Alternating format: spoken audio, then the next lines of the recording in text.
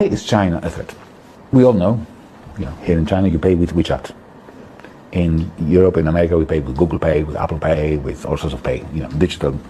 We know that the power to accumulate has shifted from diesel engines and railways to owning the algorithms. What I call cloud capital in my book, Techno-Feudalism. Which countries own cloud capital? China and United States, yes. So China is becoming a competitor to the United States in the realm of, in the type of capital, which is now giving maximum power to whoever owns it. But that's not the whole story. Now we have something else. Chinese banks and Chinese big tech, and I think WeChat is a very good example, have merged. So you can make payments using WeChat and you don't pay for it. WeChat doesn't withhold a percentage for you to make payments. In Europe, in the United States, if I pay with Google Pay, Apple Pay, a certain cut goes to the bank. The bankers in America, Wall Street, and big tech, what I call cloud capital, are not collaborating. They're refusing to collaborate. Why?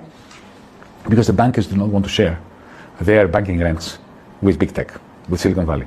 So they're clashing. So the dollar payment system is fragmented because of this clash between the business interests of Wall Street and the business interests of the owners of cloud capital. In China, because you have state regulation, I'll be blunt, because you have a Communist Party telling the bankers what the limits are and telling Tencent and Alibaba and so on what the limits are. Chinese cloud capital and Chinese finance have merged into what I call cloud finance. It's seamless. If you add to that another great advantage that China has, it's a digital renminbi, the digital currency of the central bank, of the People's Bank of China, which is a magnificent tool. Because if everybody has one account with a digital wallet belonging to the state, to the central bank, essentially you're free of the bankers. The bankers will have to find ways of convincing you to put money in the bank, right? Because you don't need them anymore. You can make transactions using the digital currency that the central bank gives you, right? So this really increases the efficiency of what I call cloud finance, creates competition for the bankers, and poses as an alternative to the dollar. Because think of it, take a German producer of some spare part.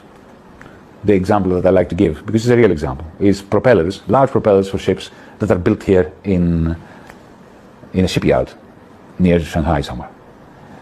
The metal, the aluminium or the steel is produced in China. It goes to Germany. There it becomes a propeller and comes back to China.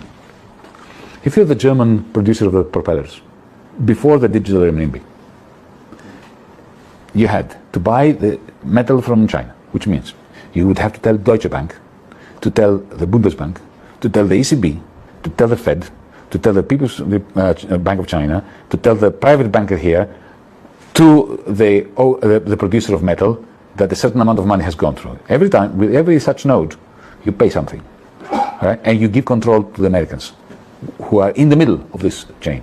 And then, when the metal comes and you produce a propeller and you send it back, the Chinese shipyard has to go through this whole process again to pay you. But with a digital account that the People's Bank of China produces, the German manufacturer can have an app also. It's not confined to Chinese citizens, right? And you press one button and you pay, and the shipyard pays another button and gets paid, of course in renminbi, not in dollars. As long as the German manufacturer has business with China, maybe wants to buy a Chinese electric vehicle or Chinese solar panels, then why use the dollar system? That is a clear and present danger to the hegemony of the United States.